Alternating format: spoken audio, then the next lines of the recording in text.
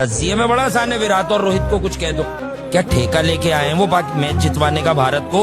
15 साल से तो जितवा रहे। उनकी मौजूदगी में अगर एक बैट्समैन उन्हें ऐसा नहीं मिल रहा जो 240 अपने बल पे चेस करवा दे, तो फ्यूचर उनका भी ब्राइट नहीं, right after Virat and Rohit Sharma.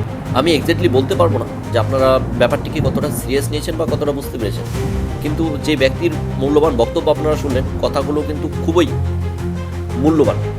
Rohit Sharma হোক বা বিরাট কোহলি হোক, এদের উপস্থিতিতে যদি কোনো ইয়াংগেস্ট খেলাড়ি এখনও তৈরি না হয় যে যারা 300, তাহলে কিন্তু তাদের রোহিত শর্মা বা বিরাট কোহলি যখন ধোনির মতো বয়স হবে, তখন কিন্তু তাদের ফিউচার ব্রাইট নয়।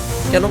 কারণ যে ধোনি যখন অবসরের আগ মুহূর্তে টিমটিকে একটি সুন্দর জায়গায় প্রতিস্থাপন করেছিলেন, তার ব্যাক সাপোর্টে কিন্তু ছিল অনেক ইয়াংগেস্ট প্লেয়ার, যেমন বিরাট কোহলি, রোহিত শর্মা। তো এই ধরনের ব্যাক সাপোর্ট যদি তারা এখন থেকে তৈরি